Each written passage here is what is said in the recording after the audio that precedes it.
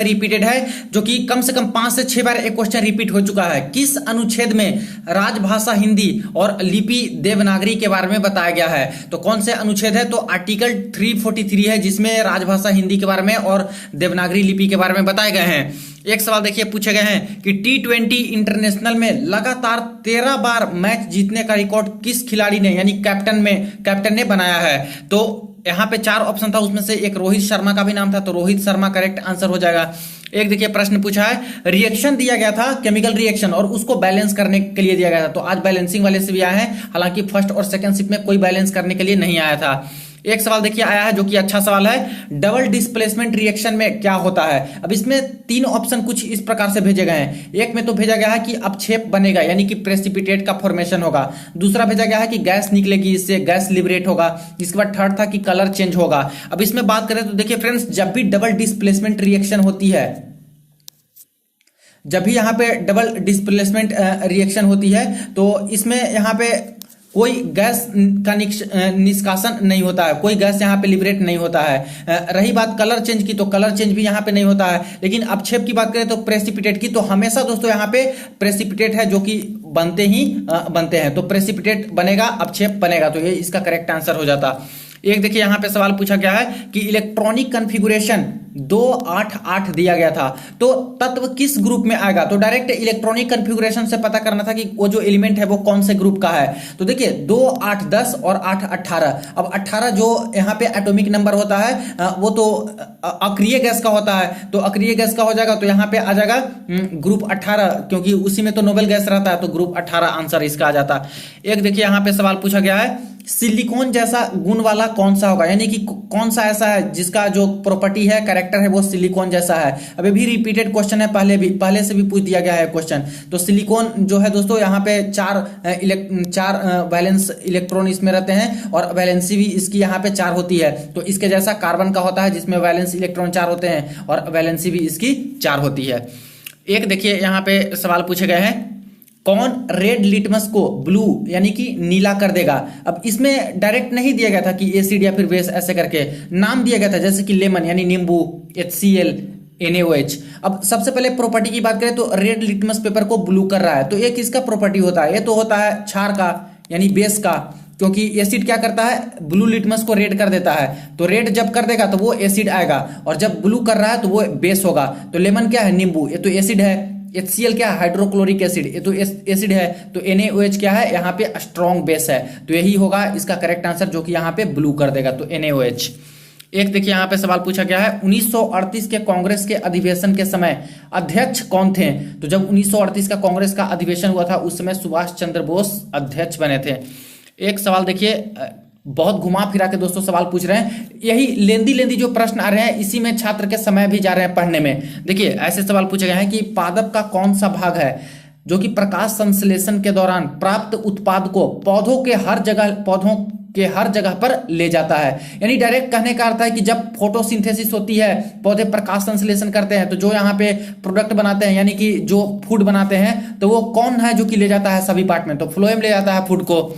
एक देखिए सवाल पूछा है, तांबा के तार को अगर मैग्नेटिक फील्ड में रखेंगे तो किसके नियम के अनुसार धारा प्रवाहित होगी? तो जो भी मैग्नेटिक फील्ड होती है, अगर किसी मैग्नेटिक फील्ड में कोई वायर को ले जाते हैं तो अचानक से इसमें करंट प्रवाहित होने लगता है, तो आखिर किसके नियम के अकॉर्डिंग एक करंट जो है प्रवाहित होता है? फ्लेमिंग के नियम के अकॉर्डिंग, मैक्सवेल के नियम के अकॉर्डिंग, या फिर फैराडे के नियम के अकॉर्डिंग? तो देखिए Faraday law of electromagnetic induction जो होता है, विद्युत चुंबकीय प्रेरण, फैराडे ने दिया था। इसी के अकॉर्डिंग यहाँ पे जो कोई मूविंग चीज को ले जाएंगे यहाँ पे मैग्नेटिक फील्ड के अंतर्गत, तो डायरेक्ट इसमें करंट इंड्यूस्ड होता है, बहने लगता है। तो Faraday law of electromagnetic induction वाला ये इसका करेक्ट आंसर हो जाएगा। बाकी फ्लेमिंग की बात करें तो फ्लेमिंग तो यहाँ पे डायरेक्शन पता करने के लिए दिया था कि फोर्स का डायरेक्शन, मैग्नेटिक फील्ड का डायरेक्शन और करंट का डायरेक्शन क्या होगा, ये फ्लेमिंग का लेफ्ट और राइट हैंड में बताए गए थे। तो फैराडे वाला इसका करेक्ट आंसर हो जाएगा। एक सवाल देखिए यहाँ पे पूछा गया है, ये देखिए ये रिपीटेड क्वेश्चन है फ्रेंड्स, बस यहाँ पे ऑप्शन को थोड़ा सा घुमा फिरा के दे दिया है। देखिए क्वेश्चन है कि मासिक धर्म के समय महिलाओं को क्या नहीं करना चाहिए, यानी जब मेंस्ट्रुअल साइकिल होते हैं उस समय क्या नहीं करना चाहिए फीमेल को? तो एक था कि 4 से 5 घंटे के बाद सैनिटरी पैड बदलना चाहिए, तो ये तो बिल्कुल सही है। इसके बाद था कि महिलाओं को विशेष ध्यान रखना चाहिए, ये भी बिल्कुल सही है।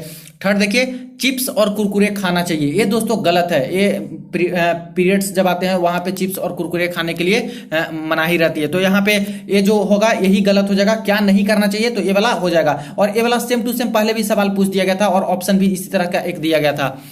एक सवाल देखिए यहाँ पे पूछे गए हैं, जीन के बारे में क्या सही नहीं है, यानी जो जीन्स होते हैं क्रोमोसोम्स, उससे रिलेटेड आपके सवाल आए हैं। और इससे पहले भी सवाल पूछा था, हालांकि कंसेप्ट पर आधारित था, इसमें 4 ऑप्शन के अकॉर्डिंग एक सही करना था। एक सवाल देखिए पूछा है बिल्कुल सिंपल सा सवाल कि गांधी जी का जयंती किस महीने में होता है, तो अक्टूबर माह में होता है, 2 अक्टूबर को। तो डायरेक्ट खाली मंथ दिया था, अक्टूबर मंथ। एक सवाल पूछा है, ये भी रिपीटेड क्वेश्चन है, पहले भी पूछा था सोन नदी के बारे में कि सोन रिवर किसकी सहायक नदी है, तो गंगा रिवर की सहायक नदी है सोन। एक सवाल आया है कि कौन सा पेशी पूरे शरीर को संचालित करता है, तो उसमें एक ऑप्शन था तंत्रिका तंत्र यानी नर्वस सिस्टम। तो तंत्रिका तंत्र है जो कि पूरे शरीर का संचालन करता है, यानी जो पोस्चर्स होते हैं कैसे होना चाहिए वो सारा कुछ, और जो यहाँ पे निर्देश दिए जाते हैं ब्रेन से लेके सारे बॉडी पार्ट्स को, वो भी यहाँ पे तंत्रिका तंत्र के द्वारा ही भेजा जाता है। तो नर्वस सिस्टम हो जाएगा। एक सवाल देखिए पूछा है जो कि यहाँ पे न्यूमेरिकल पर आधारित प्रश्न था, प्रतिरोध दिया गया था 0.2 ओम, 0.5 ओम और 0.6 ओम सीरीज में जोड़ा गया था। इसमें बोली गई थी कि वोल्टेज अगर 20 वोल्ट है तो अगर पावर शक्ति निकालनी हो तो कितनी पावर हो जाएगी, शक्ति कितना होगा। अब देखिए हो सकता है कि ये डेटा चेंज हो, जैसा मेरे पास सवाल आया है उसी तरह से मैंने इसको लिख दिया है। अब इसमें बात करें तो सबसे पहले तो टोटल हमें रेजिस्टेंस निकालना होगा, सीरीज में श्रेणी में जोड़ा गया तो क्या आखिर कितना होगा। तो श्रेणी में क्या होता है, जोड़ देंगे तीनों को, तो 5 2 7 6 13 यानी 1.3 ओम रेजिस्टेंस टोटल निकल के आ गई। इसका तो वोल्टेज वोल्टेज दिया गया है 20 वोल्ट। पूछा पावर, तो पावर बराबर होता है एक formula V² divided by R, एक होता है पावर बराबर V गुना I। तो हमें तो करंट पता नहीं है, तो अगर ऐसे जाते हैं तो ओम्स लॉ से करंट निकालते हैं, तो I बराबर V बटा R करेंगे। तो इस तरह से पहले करंट निकालेंगे, फिर यहाँ पे आएंगे पावर वाले में V गुना I करेंगे। तो ये थोड़ा लंबा प्रोसेस जाएगा, समय भी जाएगा, और इतना समय होता नहीं है। तो सिंपली फर्स्ट वाले फॉर्मूला पे लगा देंगे V² बटा R।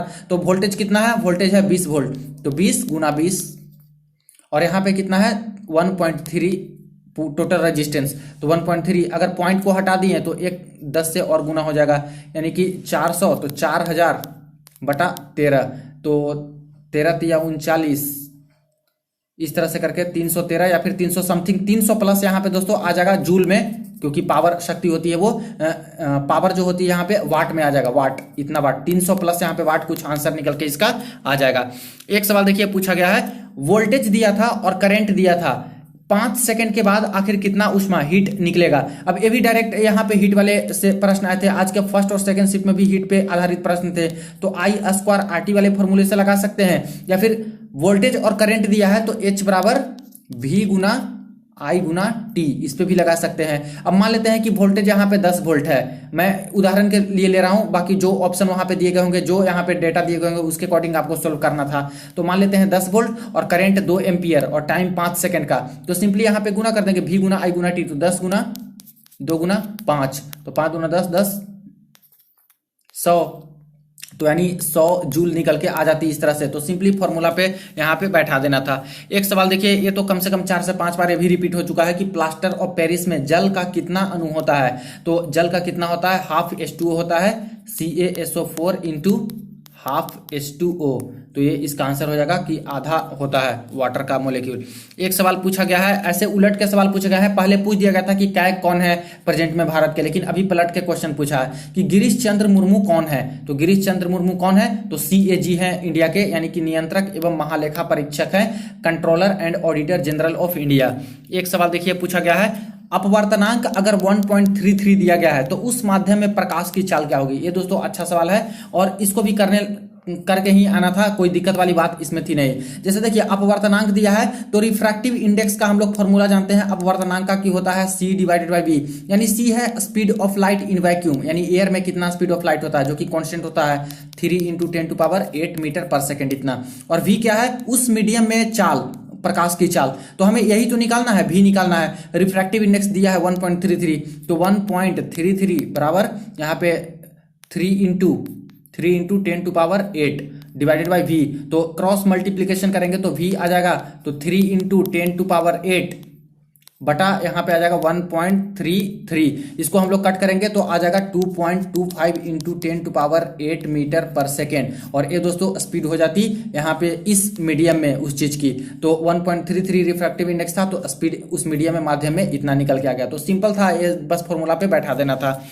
एक सवाल देखिए पूछा गया है, बेटी बचाओ बेटी पढ़ाओ योजना का क्या उद्देश्य है। उद्देश्य इसका लक्ष्य पूछा था। तो फ्रेंड्स इसके तो ऑप्शन मेरे पास आए नहीं है। हालांकि देखा जाए तो इसमें शिशु जो लिंगानुपात है उसको बढ़ावा देने के लिए सरकार ने ये पहल लाई थी, और दूसरी बात महिला सशक्तिकरण के लिए यहाँ पे ये जो है लाया गया था। तो इसमें से कोई ना कोई ऑप्शन जरूर होगा इस तरह से, तो इसको भी सही करना था। एक सवाल देखिए पूछा गया है, ये करेंट अफेयर का सवाल है जो कि लेटेस्ट वाली है। नाइट नेविगेशन जो नदी में होती है, नाइट नेविगेशन का यहाँ पे चलाया गया है फेरी वालों के लिए। तो वो किस गवर्नमेंट के द्वारा चलाया गया है, तो असम राज्य के द्वारा ये नाइट नेविगेशन रिवर में चलाया गया है। एक सवाल पूछा गया है देखिए, अवतल दर्पण से प्रकाश की किरण, यानी कनकेव मिरर था उसमें प्रकाश की जो किरण है उससे कंसेप्ट पर आधारित एक प्रश्न पूछे गए हैं।